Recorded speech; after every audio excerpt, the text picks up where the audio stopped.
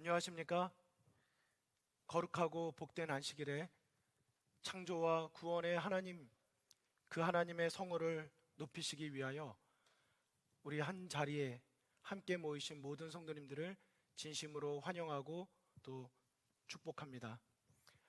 오늘은 설교 말씀을 드리기에 앞서서 한 하나님의 말씀을 먼저 읽고 싶습니다. 시편 62편 5절의 말씀입니다. 나의 영혼아, 잠잠히 하나님만 바라라. 무릇 나의 소망이 그로부터 나오는도다. 내 영혼아, 잠잠히 하나님만 기다리라. 내 희망은 오직 하나님에게만 있다 하였습니다. 오늘날 우리 주변에는 하루가 멀다 하고 예상치 못한, 믿기지 않는, 놀랍고 가슴 아프고 슬픈 소식들이 참 많이 있습니다. 이러한 때에 우리는 먼저 겸손히 하나님 앞에서 나의 모습을, 또 내 자신을 돌아보는 그리스도인이 되어야 할 것입니다. 그리고 잠잠히 하나님을 바라보며 깨어 기도함으로 우리가 서로가 서로에게 하나님의 축복의 통로가 되어야 할 것입니다.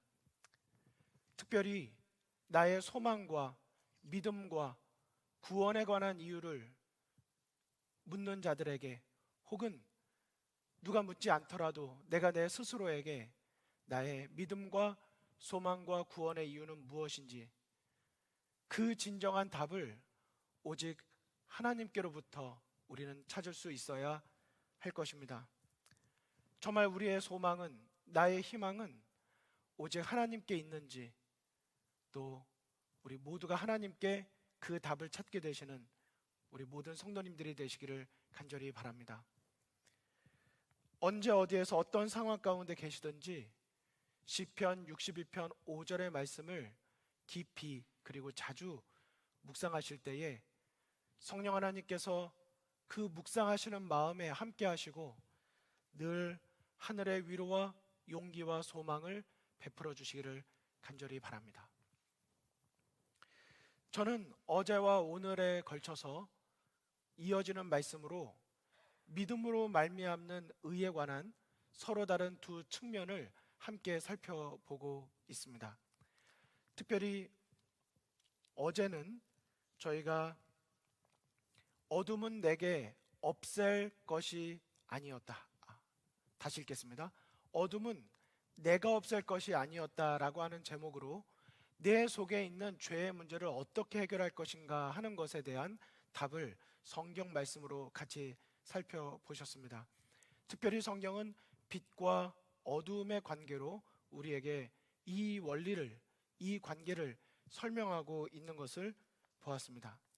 저는 오늘의 말씀에 들어가기에 앞서서 어제의 말씀에 대하여 다시 한번 정리하고, 또 혹 어제 듣지 못한 분이 계시다면 우리 꼭 들으셨으면 하는 바람을 가지면서 간단하게 이렇게 요약을 해서 말씀을 드리고 싶습니다. 우리는 종종 착각할 때가 있습니다.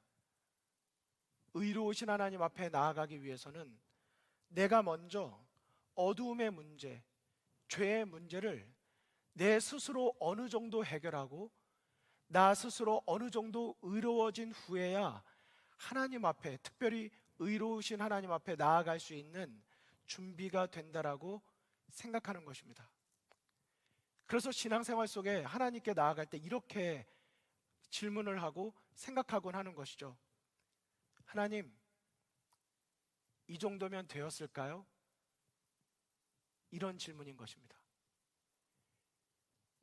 하나님의 구원과 예수님의 재림을 앞두고 생각할 때도 하나님, 제가 이 정도면 되었을까요? 라고 생각하는 것입니다. 그리고 이렇게 생각하는 것이죠. 안 돼. 그 정도로? 안 돼. 아직 멀었구나, 너. 더 의로워져야지. 너 아직 여기에도 이런 문제가 있고, 너 이쪽에도 이런 문제가 있는데 그 모습으로 어딜? 이렇게 생각하는 이상 우리에겐 구원의 감격도 구원의 경험도 있을 수 없는 것입니다. 결국은 이런 잘못된 생각이 우리를 낙담과 절망으로 이르게 하는 것이죠. 이것이 바로 소위 말하는 행함으로 말미암는 의, 우리 스스로가 완전해지려고 하는 잘못된 생각인 것입니다.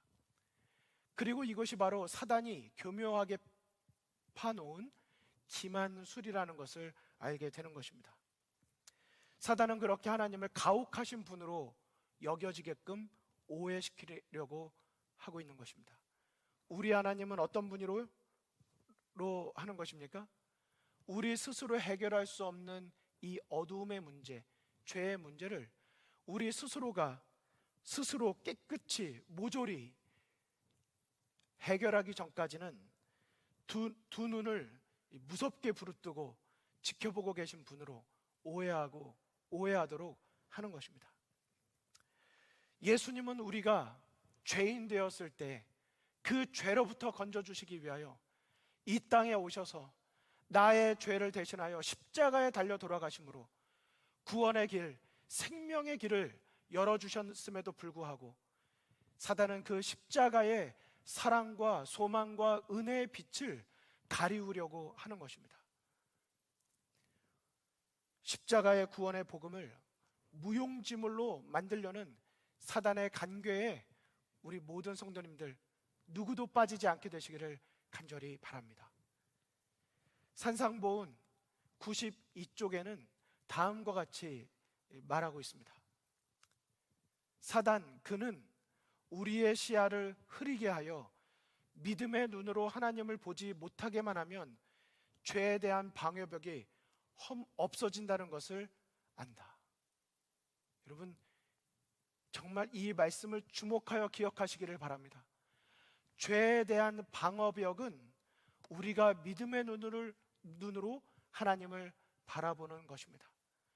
만일 우리가 믿음의 눈으로 예수 그리스도를 통한 그 구원의 길, 생명의 길을 바라보지 않는다면 우리는 그 순간 아무도 나의 죄의 문제에 대하여 해답을 가질 수가 없게 되기에 사단은 끊임없이 우리가 예수님의 십자가를 바라보지 못하도록 우리의 눈을 가리우려고 하는 것입니다.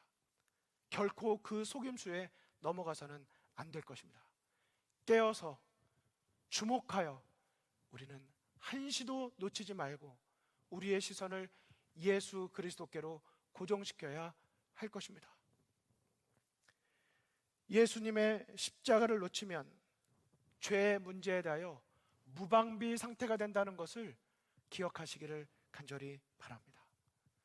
성경은 이와 같은 우리 죄인이 어떻게 죄의 문제를 해결할 수 있는가 하는 부분에 있어서 가장 쉽고 가장 명확하게 빛과 어두움의 원리, 빛과 어두움의 관계로 설명하고 있다는 것을 말씀을 드린 것입니다. 어두움은 우리 스스로가 쫓아내버릴 수가 없습니다.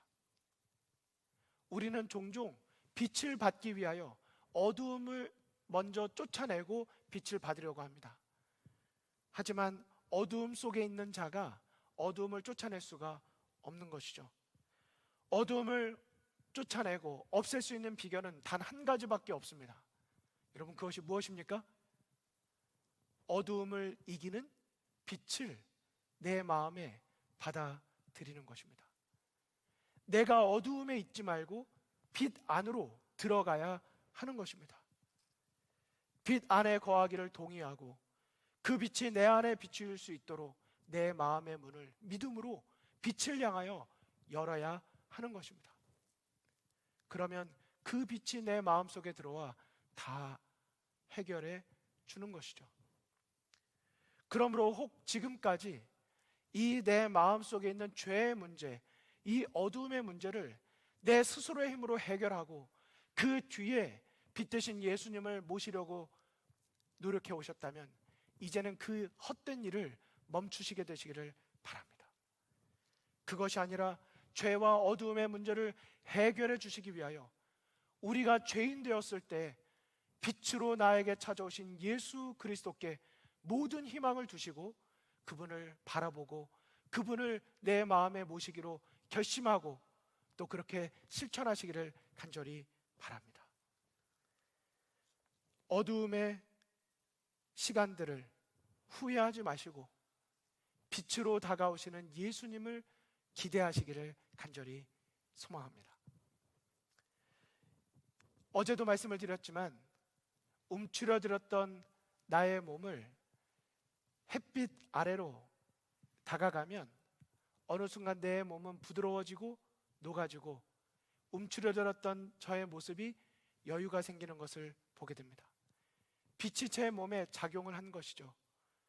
여러분, 예수 그리스도의 십자가의 사랑을 바라본다는 것은 깊이 묵상하는 것을 의미합니다. 예수님의 십자가의 의미를 깨닫기 위하여 기도하며 묵상하신 지가 얼마나 오래 되셨습니까? 십자가를 노래하고 있지만 십자가가 정말 내 마음에 감격이 되고 있으십니까? 오늘 이 안식일은 한번 다시 예수님의 십자가의 의미가 무엇인지, 그 사랑의 빛이 내 마음에 다가왔을 때 그 사랑의 빛이 내 마음에서 어떤 역사를 이루고 있는지, 차가워졌던 내 마음을 다시금 따뜻하고 부드럽게 만드는 역사, 어두웠던 내 마음을 밝히 비추고 나를 향한 그리스도의 사랑을 느끼게 만드는 그 어두움을 쫓아내는 빛의 역사를 우리 모든 성도님들께서 꼭 갈망하고 경험하게 되시기를 간절히 바랍니다. 오늘은 어제 죄의 문제를 어떻게 해결할 것인가에 맞추어서 의의 문제를 가지고 말씀을 드리려고 합니다. 오늘 말씀의 제목은 이것입니다. 열매는 내가 맺는 것이 아니었다. 저의 고백이기도 합니다. 나는 어떻게 의의 열매를 거둘 수 있을까? 성경은 우리가 의의 열매를 거두는 데 있어서 나무와 가지의 관계로 그 원리로 설명하고 있다는 것을 오늘 말씀을 통하여 살펴보고자 하는 것입니다. 여러분, 이 열매에 대한 또 의에 대한 이 주제를 다루게 되면 성도 여러분들께서는 어떤 성경 말씀이 생각나십니까? 아마도 가장 먼저 떠오르시는 말씀이 마태복음 7장에 있는 말씀이 아닐까 생각이 됩니다. 다 함께 마태복음 7장 16절로 20절의 말씀을 함께 보시겠습니다. 그들의 열매로 그들을 알지니 가시나무에서 포도를 또는 엉겅퀴에서 무화과를 따겠느냐? 이와 같이 좋은 나무마다 아름다운 열매를 맺고 못된 나무가 나쁜 열매를 맺나니 좋은 나무가 나쁜 열매를 맺을 수 없고 못된 나무가 아름다운 열매를 맺을 수 없느니라. 아름다운 열매를 맺지 아니하는 나무마다 찍혀 불에 던져지느니라. 이러므로 그들의 열매로 그들을 알리라. 여러분, 이 말씀이 복음이십니까? 아니면 좀 피하고 싶은 말씀이십니까? 산상보원에 있는 말씀에 연이어진 이 말씀, 하나님께서 천국에 관한 비밀을 설명해 주시면서 하신 말씀입니다. 복음이에요. 그런데 이 복음이 우리에게 왠지 부담스러운 것 같고 그렇게 기쁜 소식이 아닌 것 같은 이유는 무엇입니까? 열매에 대하여 말하고 있기 때문입니다. 그들의 열매로 그들을 알지니 가시나무에서 포도를 엉겅퀴에서 무화과를 따겠느냐? 심은 대로 거둔다는 말씀인 것이죠. 좋은 나무에서 어찌 나쁜 열매를 맺을 수 있겠느냐? 이 말씀을 보는 순간 무슨 생각이 드는 것입니까? 나는 지금 어떤 열매를 맺고 있지? 생각에 잠기게 되는 것입니다. 정말 너무나도 일리 있고 너무나도 타당하고 너무나도 누구도 부정할 수 없는 말씀이에요. 콩 심은 데 콩 나고 팥 심은 데 팥 난다는 말씀입니다. 문제는 이것이죠. 과연 나는 어떤 열매를 맺고 있는가? 좋은 열매인가? 나쁜 열매인가?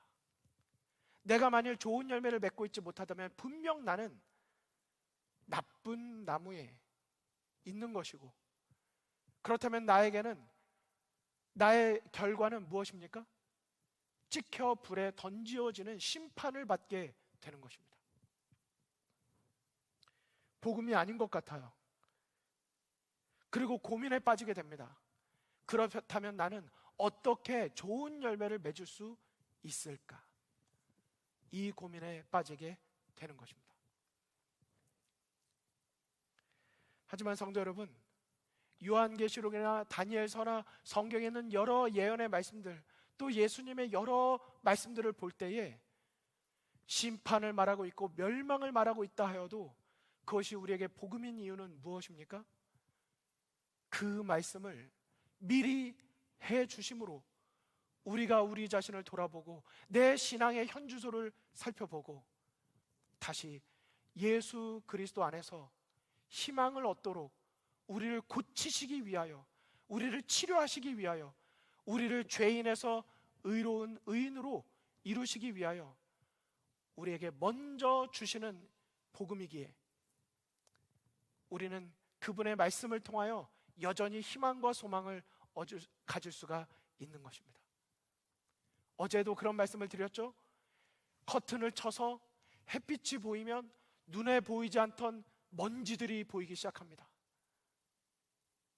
딱 빛이 비추는 거기만 먼지가 보여요. 그러면 우리는 어떻게 합니까? 창문을 열고 그 먼지들을 다 털어내야 되는데 그 먼지를 보기 싫어서 다시 커튼을 치는 것입니다. 어둡게 만드는 것이죠. 먼지가 보이는 것이 싫은 것입니다. 하지만 그렇게 해서는 우리는 깨끗해질 수가 없습니다. 우리의 죄의 문제가 드러나져야, 내가 죄 가운데 있다는 것이 인정돼져야 예수 그리스도 우리의 구주가, 그분의 십자가가 드디어 내 인생에 가치 있는 것이 되는 것입니다. 여러분 아멘이십니까? 우리는 그것을 인정해야 하는 것입니다. 십자가가 복음이 되기 위해서는 우리는 거룩한 율법 앞에 서야 하는 것입니다. 율법이 나쁜 것이고 율법이 피해야 되는 것이 아니라 우리는 로마서 7장에 말씀하신 것처럼 율법은 의롭고 거룩하고 선하게 하는 것입니다. 우리는 그 앞에 설 때 드디어 율법이 몽학선생이 되어 우리를 예수 그리스도께로 인도해 주게 되는 것이죠.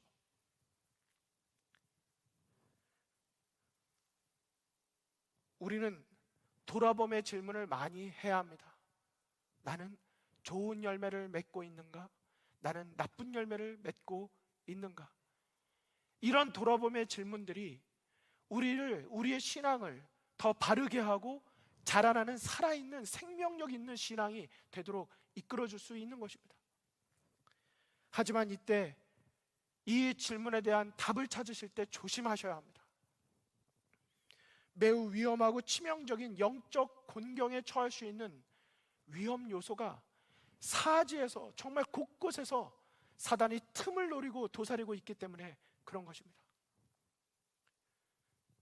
제가 한때 했던, 또 지금도 제 시야에서 예수님을 놓치면 언제든지 제가 하고 있는 바로 그와 같은 생각들입니다.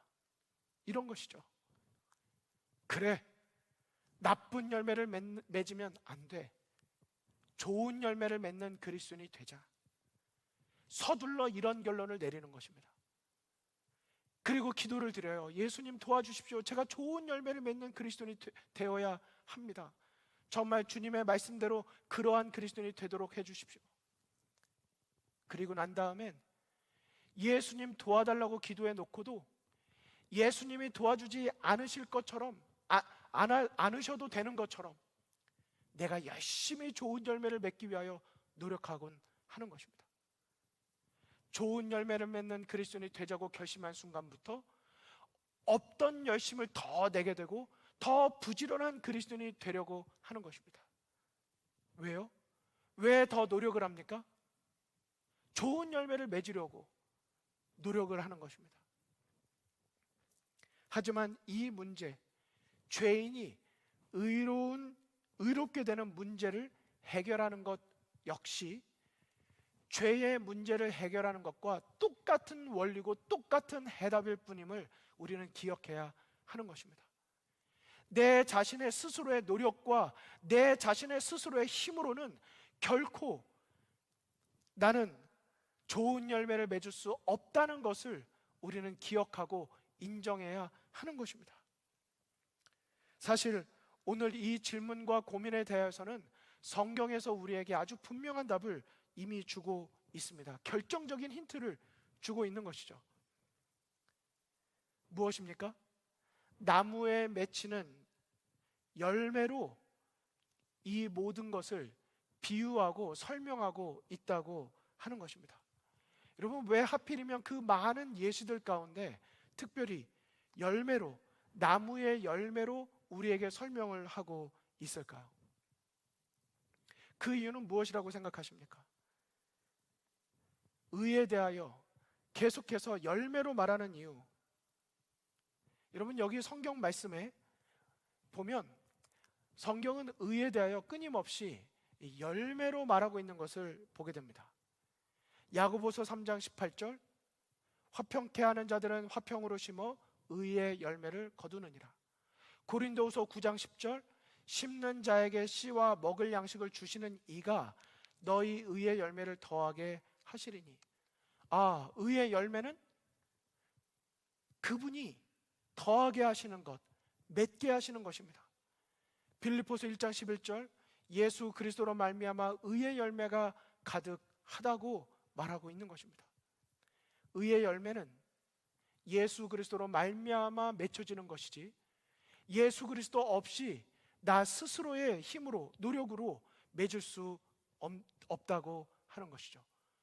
그래서 에베소서 5장 8절과 9절에는 무엇이라고 말씀하셨습니까? 너희가 전에는 어둠이더니 이제는 주 안에서 빛이라. 빛의 자녀들처럼 행하라. 그 다음은 같이 한번 읽어봐 주시겠습니까? 시작. 빛의 열매는 모든 착함과 의로움과 진실함에 있느니라. 모든 착함도 의로움도 진실함도 모두 빛 안에 거할 때에 주어지는 열매일 뿐이라고 하는 것입니다. 여러분, 그렇습니다. 의로움, 그것은 내가 만들어낸 그 무엇이 아니라 열매라고 하는 것입니다. 의의 열매인 것입니다. 예수 그리스도로 말미암아 맺혀지는 의의 열매인 것이죠. 어둠에 있는 자는 결코 경험할 수 없는, 오직 빛 안에 거하는 자에게 빛 대신 예수님께서 맺게 해주시는 빛의 열매가 바로 의의 열매인 것입니다. 그분께서 맺혀주시는 그 열매, 우리가 어떻게 열매를 맺을 수 있을까요?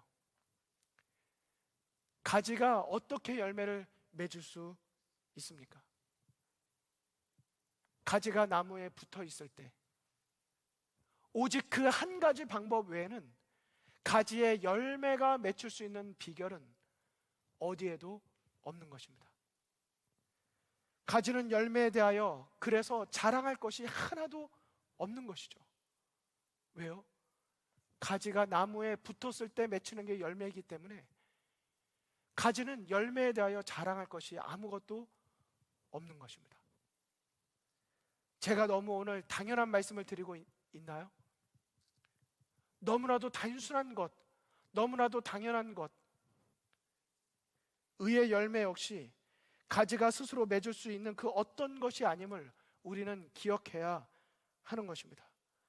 오히려 가지가 자신은 스스로 열매를 맺을 수 없음을 인정하고 나무에 가서 붙어 있기로 결심하였을 때, 그때 그 나무가 뿌리로부터 수액을 빨아들이고 빛을 받아 광합성 작용을 하게 되고 거기에서 바로 열매가 맺혀지게 되는 것입니다.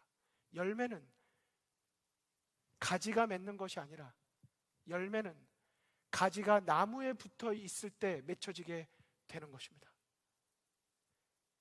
고린도전서 3장 7절에 있는 말씀, 너무나도 잘 아시는 말씀이시죠? 그런즉 심는 이나 물 주는 이는 아무것도 아니로되 오직 자라나게 하시는 하나님 뿐이니라. 그러므로 우리가 할 일은 무엇입니까? 자라나게 하고 열매 맺는 일은 누구의 일입니까? 대답해 주시죠. 누가 할 일이고 내가 할 일은 무엇입니까? 열매를 거두는 그 자라남의 생명의 일은 우리에게 속한 일이 아니라 하나님께 속한 일이 되는 것입니다. 우리가 할 일은 무엇입니까?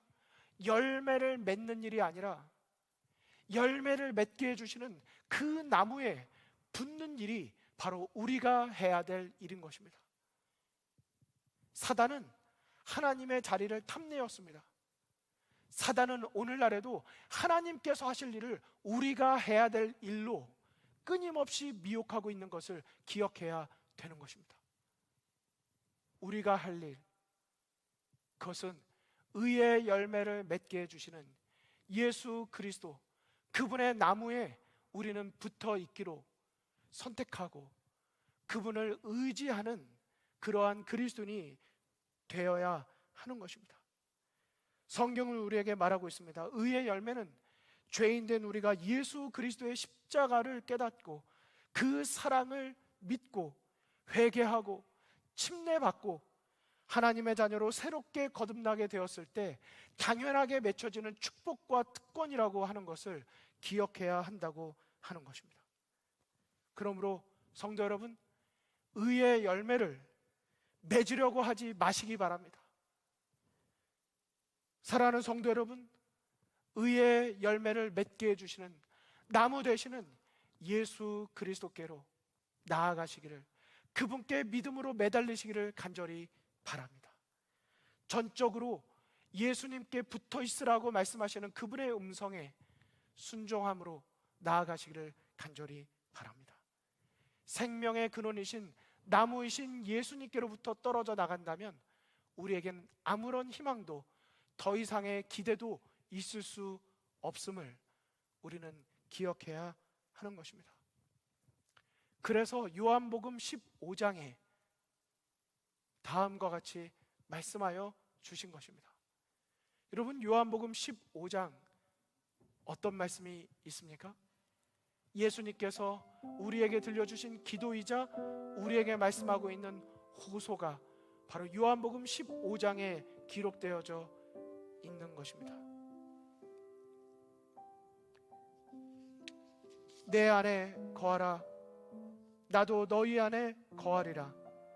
가지가 포도나무에 붙어있지 아니하면 스스로 열매를 맺을 수 없음 같이 너희도 내 안에 있지 아니하면 그러하리라. 나는 포도나무요 너희는 가지라. 그가 내 안에 내가 그 안에 거하면 사람이 열매를 많이 맺나니 나를 떠나서는 너희가 아무것도 할 수 없음이라. 여러분, 가지가 포도나무에 붙어있지 아니하면 스스로 열매를 맺을 수 없음 같이 나를 떠나서는 너희가 아무것도 할 수 없다는 이 말씀을 우리 겸손히 마음에 받아들이게 되시기를 간절히 바랍니다. 사랑하는 성도 여러분, 저는 이 시간 우리 성도님들께서 하늘 아버지께서 오늘 이 너무나도 당연한 가지가 나무에 붙어있지 아니하면 열매를 맺을 수 없다고 한 이 너무나도 단순한 말씀 속에 하늘 아버지의 간절한 호소와 음성을 듣게 되시기를 간절히 소망합니다. 돌아오라고, 다시 돌아오라고, 떨어져 나가지 말고 다시 내게 붙어 있으라고 말씀하시는 그분의 음성을 듣게 되시기를 바랍니다. 이 진리의 말씀에, 이 사랑의 구원에 단단히 붙어 있으라고, 견고하여 흔들리지 말며 어떤 흔들림이 오더라도 떨어져 나가지 말라고, 오히려 흔들림이 있으면 있을수록 더 굳세게 붙어 있으라고, 나무에서 떨어져 나가면 아무 열매도 맺을 수 없음을 기억하라고, 예수 그리스도의 십자가의 복음에 믿음으로 얻는 의의 열매에 붙어 있으라는 그분의 호소에 귀를 기울이시기를 간절히 바랍니다. 저는 오늘 말씀을 마치면서 이 카드에 적혀 있는 글귀를 읽어드리고 싶습니다. 이 카드는 사실 제가 얼마 전 아이들에게서 받은 생일 카드입니다. 아이들로부터 허락을 받고, 사실 처음에는 공개한다고 했더니 허락을 안 해주더라고요.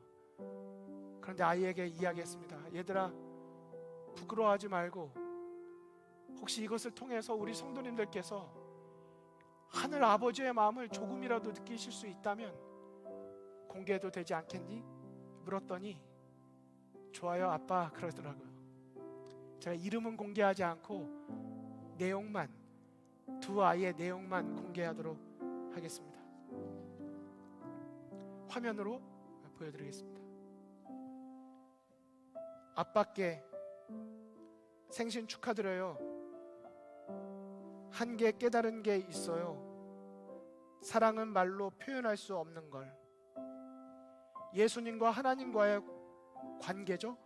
과계처럼 저희도 깰 수 없는 사랑을 이어가요. 평상시에는 몰랐던 아이의 마음을 알게 됐어요. 야, 이 아이가 이런 생각을 하고 있구나. 하나님과 예수님의 깰 수 없는 관계처럼 사랑은 제가 부족해서 또 부끄러워서 다 표현하지 못하지만 아빠, 우리 그런 사랑을 계속 이어가요.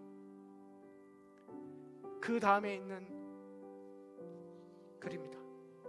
사랑하는 아빠 거, 생신을 축하드려요. 지금까지 저를 키워주셔서 감사드려요. 그리고 아빠가 나이 많으실 때 도와드릴게요. 성도 여러분,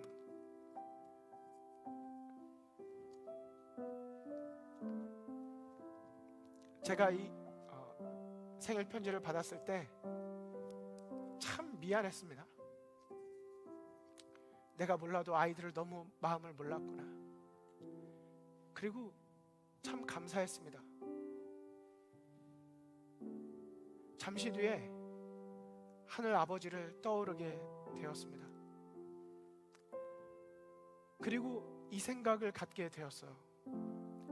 온전하지 않아도 온전하게 받아주시는 사랑이 우리 모두를 향한 하늘 아버지의 십자가의 사랑이구나. 이 편지에는 글귀가, 문법이 틀리고 받침이 틀렸어요. 그런데 제가 읽는데요, 하나도 그게 보이지 않더라고요. 다 맞게 읽어지더라고요. 그 마음이 다 전달되더라고요. 성도 여러분, 내 행위로 하나님께 온전하게 드리려고 하지 마십시오. 부족함이 있어도 나를 온전한 사랑으로 받아주시는 예수 그리스도의 십자가의 사랑 안에서 나를 받아주시는 그 사랑을 믿음으로 예수 그리스도 안에서 하나님께로 나아가신다면, 하나님은 우리의 사랑과 우리의 신앙이 온전하지 않아도 온전한 의의 사랑으로, 예수 그리스도의 의의 사랑으로 받아주신다는 사실을 기억하시고, 오늘도 하늘 아버지께 믿음으로 나아가셔서 그 십자가 안에서 그 사랑에 감격하며 마음껏 찬양하며 예배드리시는 우리 모두가 되시기를 간절히 바라며 말씀을 마치겠습니다.